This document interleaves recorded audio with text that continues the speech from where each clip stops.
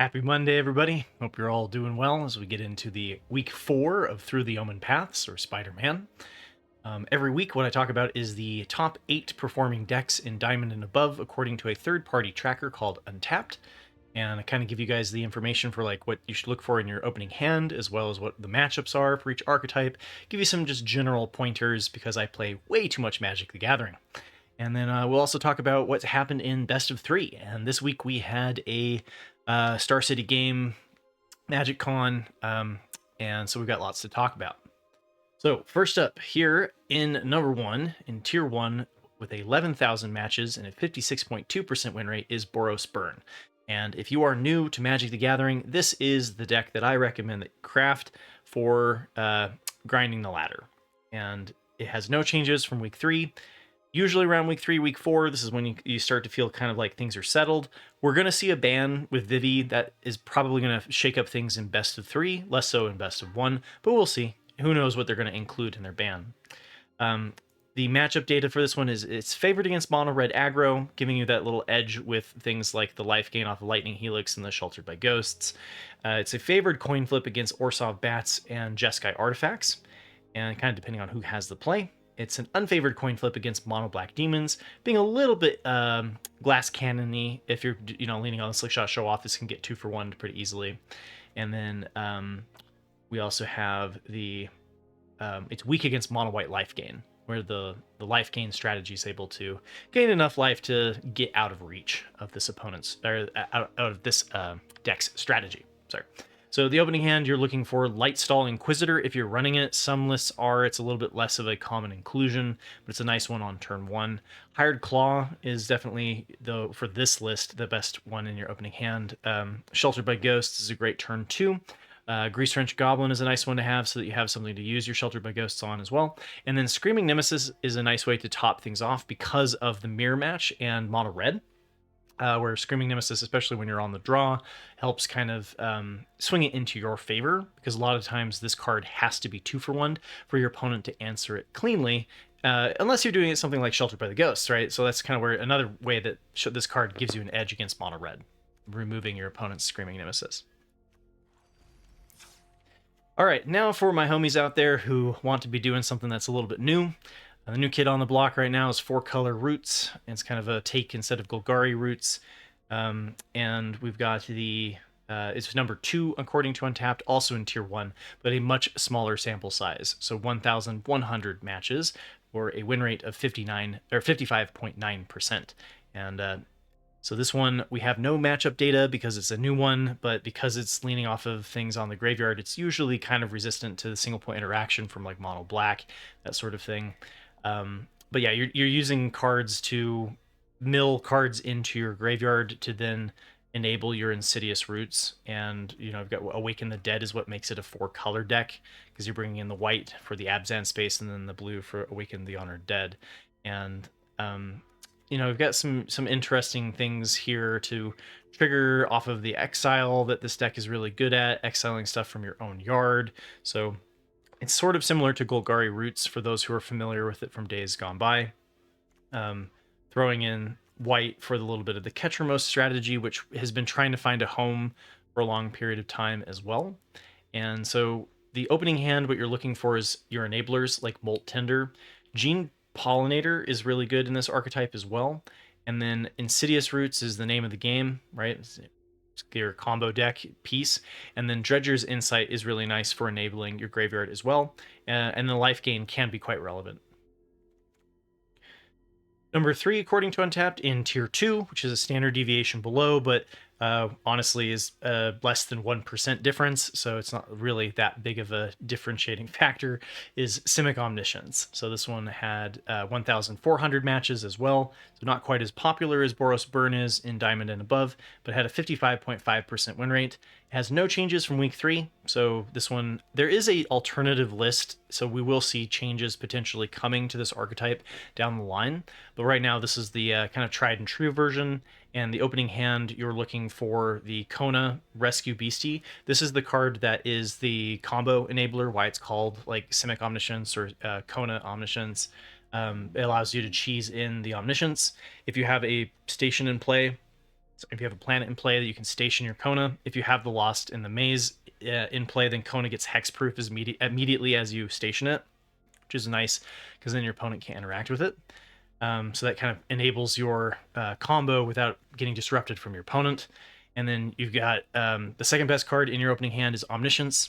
The name of the game is these two cards right here. And then if you don't have those two cards, stock up and consult the star charts to go find those cards. All right, number 4 is 4-color Reanimator. The rest of these are all in tier 2. So this one was 4,300 matches for a 55.3% win rate. And we do see changes happening to this list from last week. So this was another one that was kind of the newest one that came out during Edge of Eternities, Edge of Eternities, through the Omenpaths, the most current set.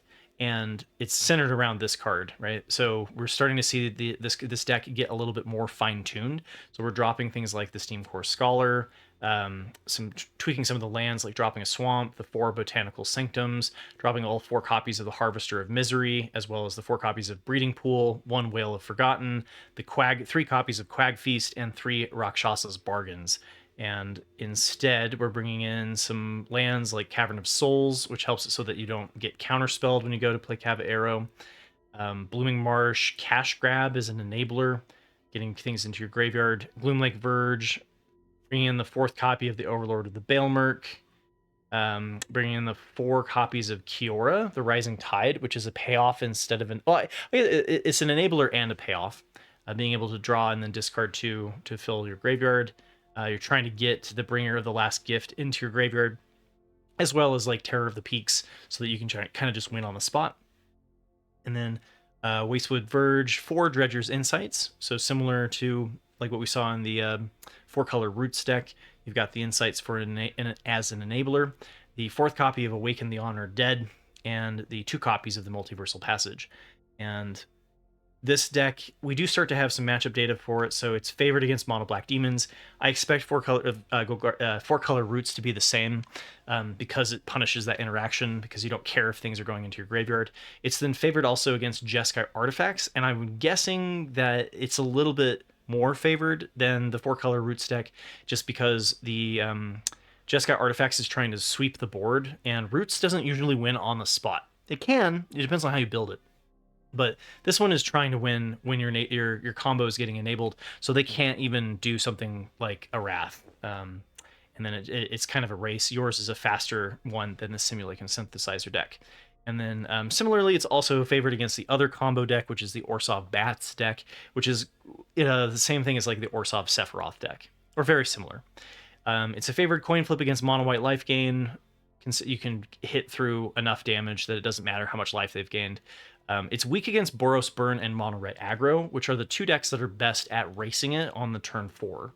So if the deck can win, if you're on the draw with this deck and they're on the play, Boros Burn and Mono Red Aggro can win before you pop off with your combo. So the opening hand, you're looking for your enablers of Dredger's Insight. You're looking for your combo piece of Cava Arrow, Mind Bitten.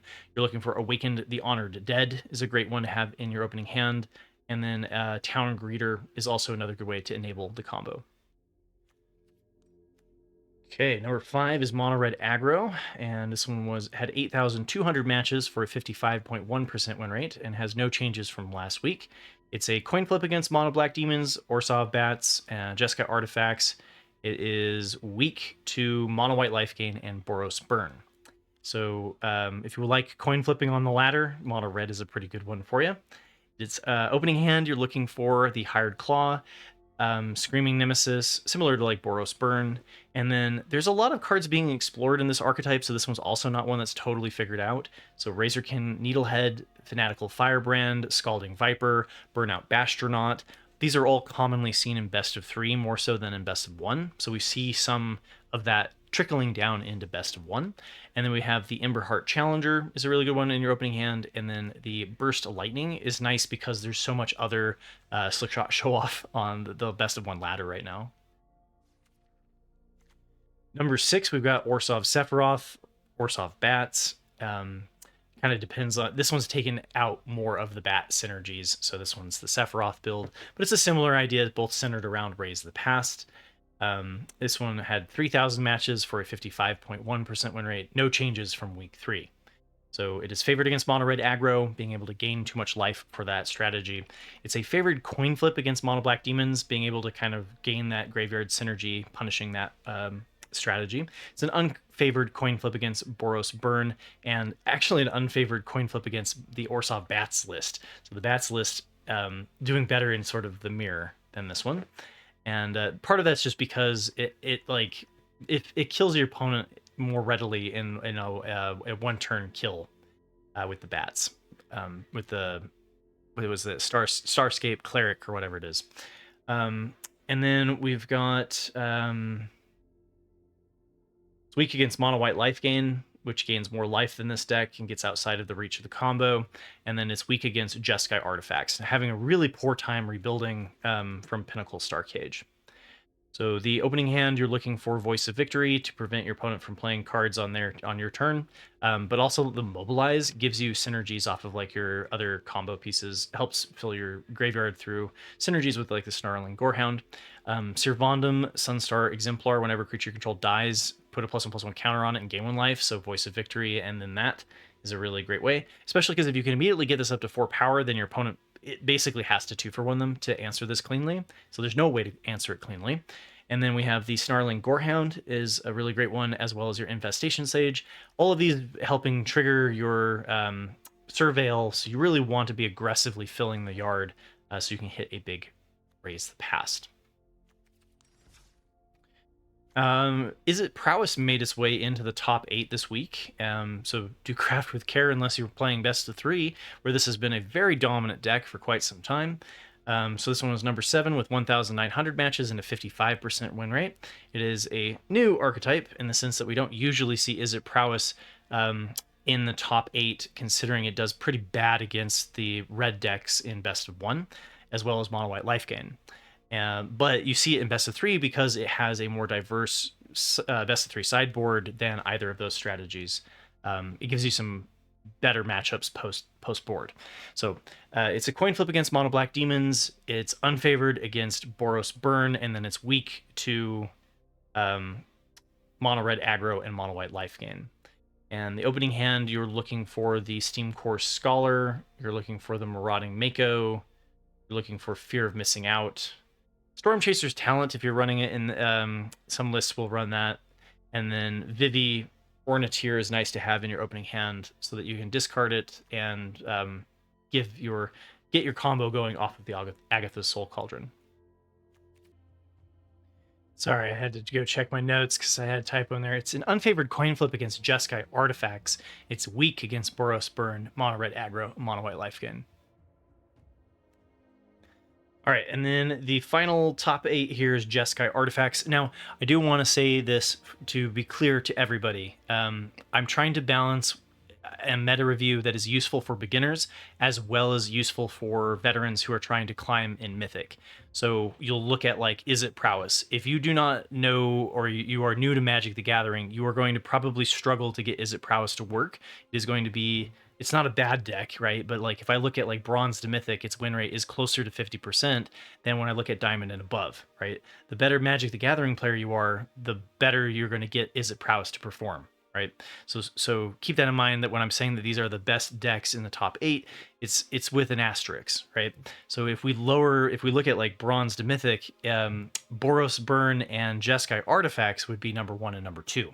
So by the time that you get to Diamond and Mythic, you see more hate specifically targeted on Jeskai Artifacts. Now, does that mean that you can't take Jeskai Artifacts to Mythic? No, definitely not, right? Like you can definitely take this deck to Mythic. Are there options that are probably a little bit easier? Yeah. Boros Burn wins by like 1 more game in 100 matches, right? So this is all very nitpicky, very close.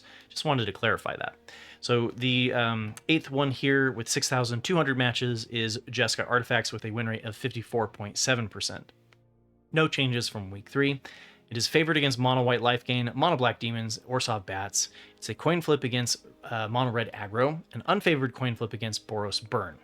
And there's nothing that it's really just straight up weak to. So it's a pretty good deck for climbing the ladder despite being number 8. It's an opening hand sorry, it's opening hand. You're looking for United Battlefront. This is kind of the card that breathed new life in Tarkir Dragonstorm into this archetype, basically giving you multiple copies of Simic Synthesizer.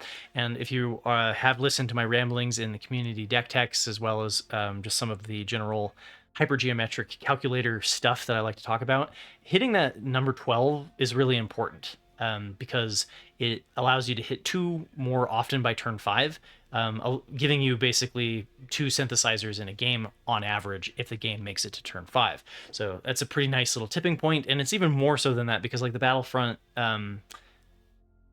like not only do you have a specific tutor for it, but then you also have the Battlefront, which you can go like look for it. You also have like the 12 2-drops to hit 2 of those as well. And this deck is very figured out by now. And you've got the Fire Crystal to give everything haste if you are kind of wondering why it's Jeskai instead of just white, blue, or Azorius.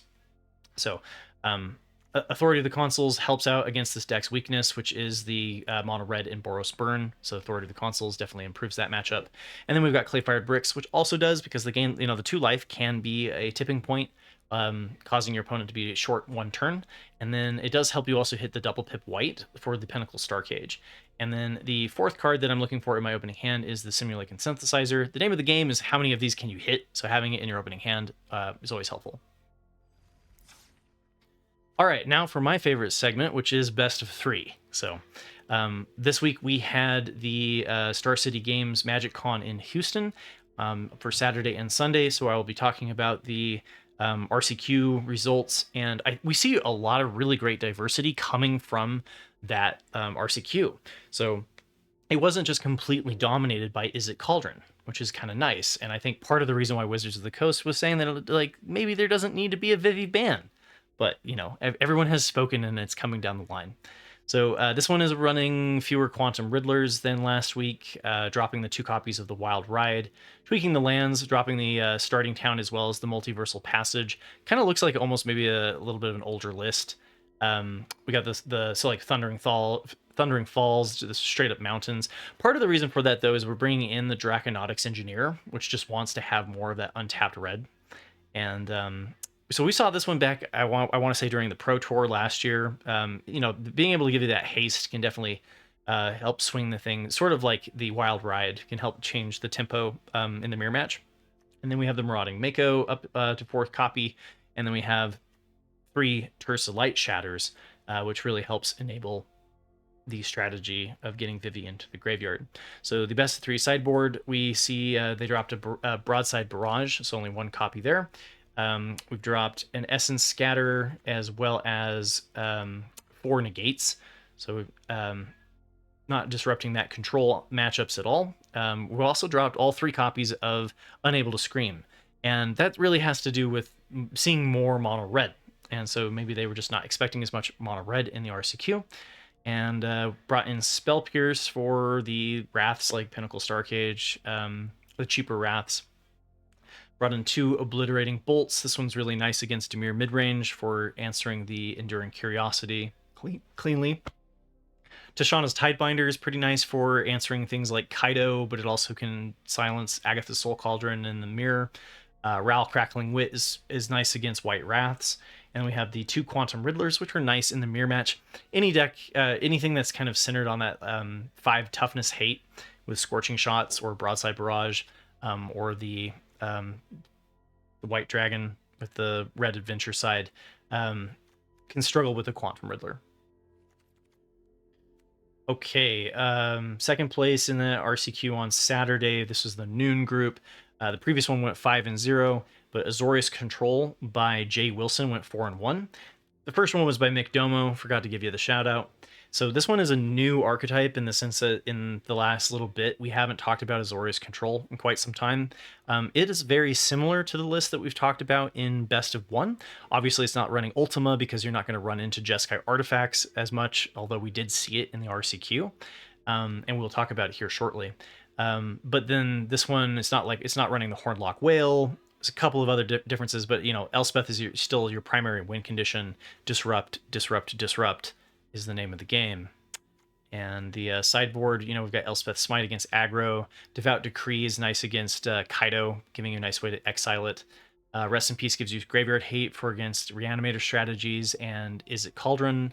River Turn Monument to mill your opponent can be a nice one against other control matchups. Same with the Negate.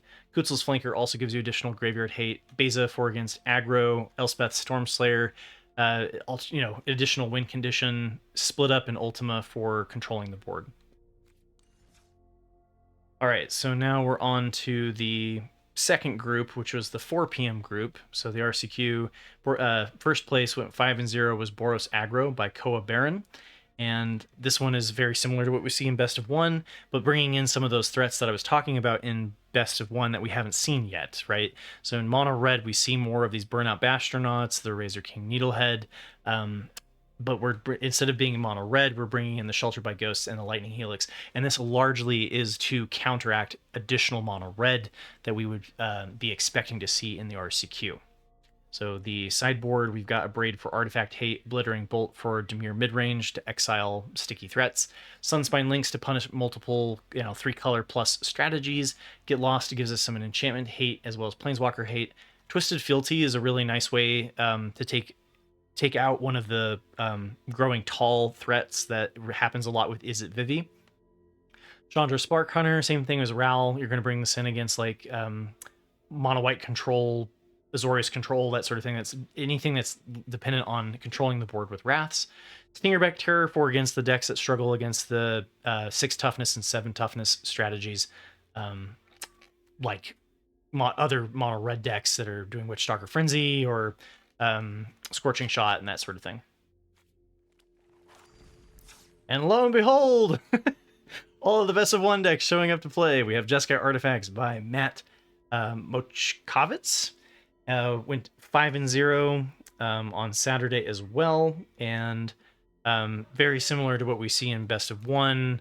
Tweaked a little bit, I guess, or fewer spring-loaded Saw Blades, bringing in Split Up in addition to the Pinnacle Star Cage, dropping some Braided Nets, bringing in one of the white Aura Sight. It's just this gives you something to kind of step up with your repurposing bay on your 3 to hit 4. Let's say if you have like Fire Crystal in your hand, it'd be a nice little thing to be able to go find some removal as a tutor. And then the Best of 3 sideboard, we got Rest in Peace for Graveyard Hate, 4 copies. Just being like, if your opponent is dependent on a graveyard strategy, we can shut that down. Spectral Restitching, you can cast this in response to your opponent playing something like Ultima. But you can also use it to just clear the road, right? I did a video on this where I think Spectral Restitching was a great tool for this archetype through the Omenpaths. Spell Pierce to prevent early Wraths is usually where I like it the most. You're using it to protect your Simulicon Synthesizer from artifact hate, that sort of thing. Voice of Victory can be really useful against anything trying to counter your stuff, so like Dimir Midrange.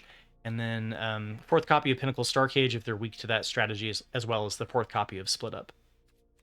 Which, by the way, Split Up, I like having if you're expecting a creature-heavy meta, if you're not expecting a lot of other control where Split Up when Star Cage could be a dead card, this is really nice for, just if they continuously rebuild, you just continuously sweep.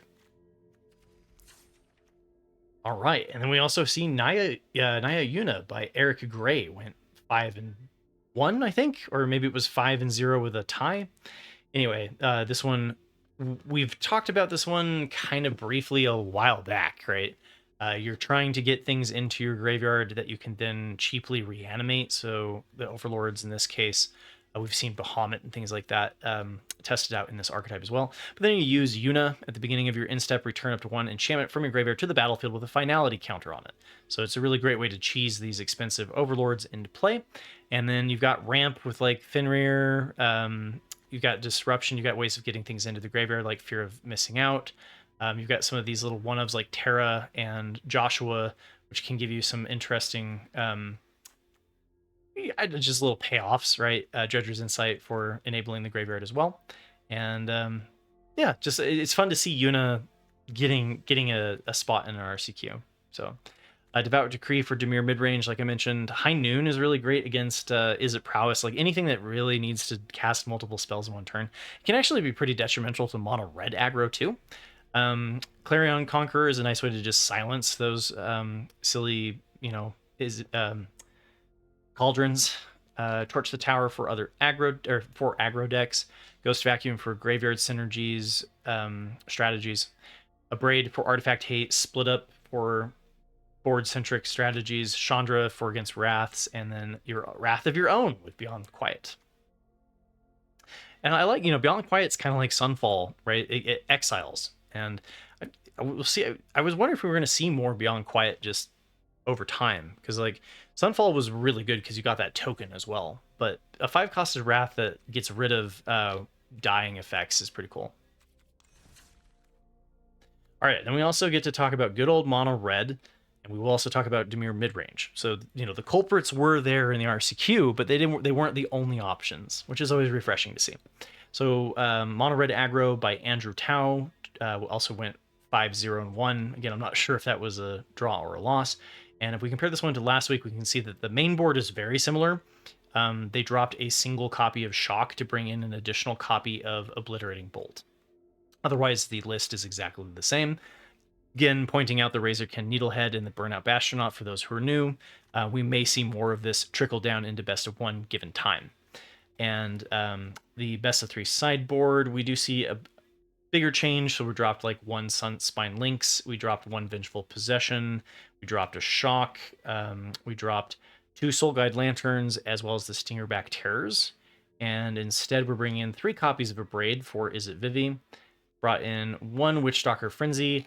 This one isn't necessarily X5 hate as much as it is. I mean, you can do that to pop something like a Nova Hellkite, but usually we see this coming in when you're up against something that has only damage-based removal. It's worse up against like Black's removal, but you can shoot your own Screaming Nemesis.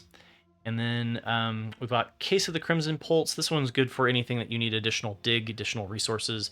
The better they are at answering your stuff 1-for-1, the better Case of the Crimson Pulse is going to perform, because the game will go longer, and then you're drawing 2 cards a turn, and then you eventually outvalue your opponent. And then we've got the 2 copies of Fire Magic. I like this one against like mono red aggro mirror matches, Dimir Midrange, anything that has a tempo, like needs to get off to a quick start. The Fire Magic is good to destroy things that have the 2 toughness.